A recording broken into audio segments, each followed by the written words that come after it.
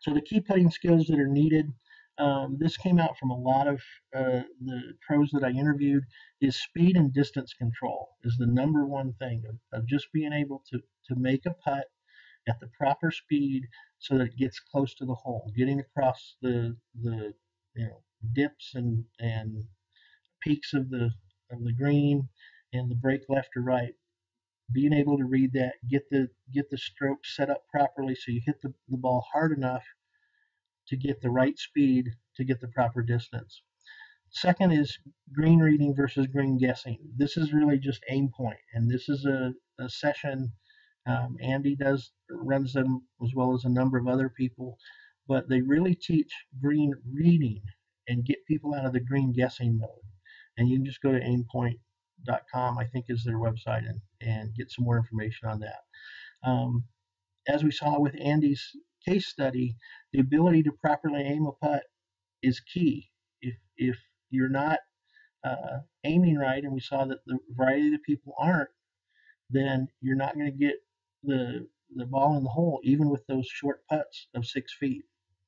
Putt recording and review is one of my keys. Is taking the time. It doesn't really take very long. It's a couple extra seconds per hole of just marking down some putt statistics that you can summarize at the end of the game, and then periodically reviewing that with a pro, saying this is what I'm doing every game, and what that will indicate is what things you're doing right, what things you're doing wrong, and where you can improve.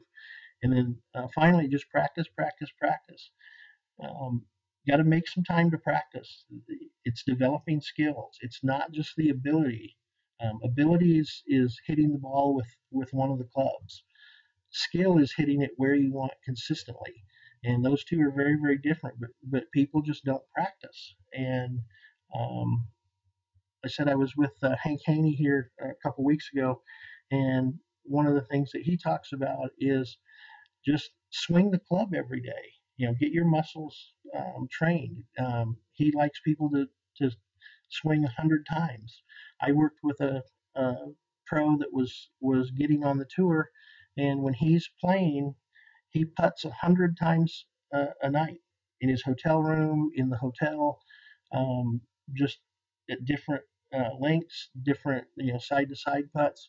One thing you'll find is even though the floors in a lot of buildings look level, they do have 4 to 6 inch break across a room, so you can practice a little, even some green reading inside of a building. But it's just doing that day after day after day. It doesn't really take very long.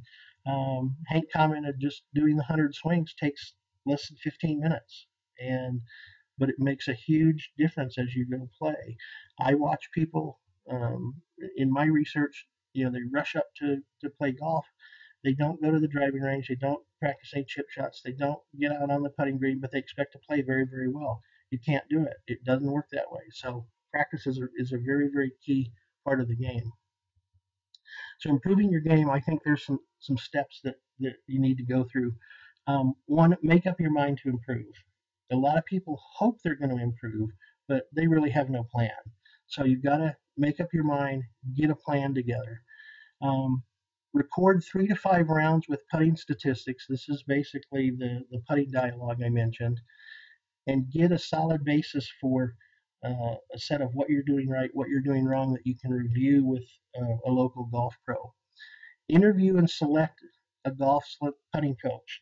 Don't just take a pro that's at your club.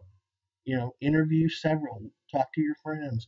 You need to find somebody that's your personality type, that does things the way that you're comfortable with, that has the skills to teach putting. A lot of the pros don't really teach putting. They'll, to the level that it needs, they'll teach the basics, but not a lot of the skills. I know some people won't like to hear that, but that is the reality. And then use those to develop a plan to improve your putting. Hank Haney he recommends 1/3 driving, 1/3 short game, and 1/3 putting of your practice time. Don't just go out to the driving range and hit bucket after bucket of balls and then hope the rest of your game is okay. You don't actually use the driver that often relative to the score in golf. You use your putter much, much more often. In fact, 50% of the game.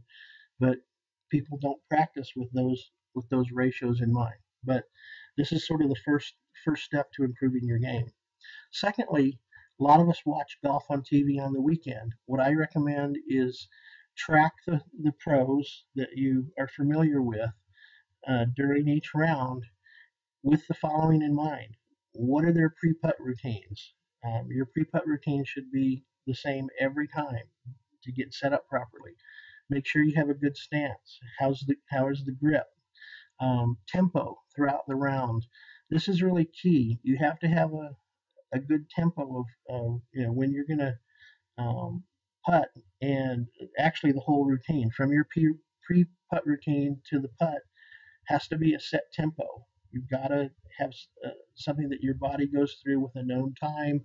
You got the swing right and strike the ball. I've watched golfers on TV that they'll get in different situations and their tempo will change and they'll start missing putts. I watched one guy, I don't remember his name, but he was leading the golf tournament, got to, I think they were on the 17th green, and he was like, I don't know, 3, 4 feet away, but you could just tell right away he was trying to rush the putt, and he did, and he three putted and lost his place in the tournament. He ended up getting like fourth or fifth because he just fell apart on those last two holes, simply just because he was rushing his putting routine on one hole. Got to work on aiming. Watch how people are aiming their putts. Um, a key way to do this is sometimes when they're behind the golfer and you can actually see the putt, I can watch them and see that they're going to miss. Their body's not lined up right. Their stroke's not right, and you can just see that it's going to go left or right. And start taking those inputs and put those into your plan. I've mentioned this before. Make the stroke, not the putt. Too many golfers try to force the putt. All you can do is get all the things I just mentioned, your routine, your stance, your grip, your tempo, aiming, and make the putting stroke. The ball's either going to go in or it's not. You can't force it into the cup. You can only make that stroke the best you can. So focus on the stroke, not the putt. And of course, that includes speed and distance control. And just put your putt together consistently and make sure that you're doing it the same every time and keep improving that stroke. Now you can watch this on the games tournaments, and you can see who's gaining or losing based on their putting. Now on the slide there, I have a slide of Rory, who right now is just hot. He is just got his game together. Where he games where he won, he had 6 birdies on the back nine. That's how you win. Making bogeys, making par doesn't do it in these tournaments. So you've really got to have all of those things I just went through in line to make those putts hole after hole and make the putts. So uh, what I'm hoping that you're getting out of this presentation is that better putting leads to better and faster play. Lower scores, obviously, but you're going to enjoy it more if you're making uh, uh, birdies and even par, maybe even a bogey or two, but you're making the putts. It's going to gradually improve. You're going to enjoy the game and play more golf. One of the things that we're seeing right now in the game is that people are wanting people to play faster. But if you got all these extra strokes, it's going to take more time. They're not enjoying it because their scores are higher than they want to be. What we want to do to help the game of golf is get faster playing times, get more enjoyment, get people out playing more. And I think better putting is one way to help in that process.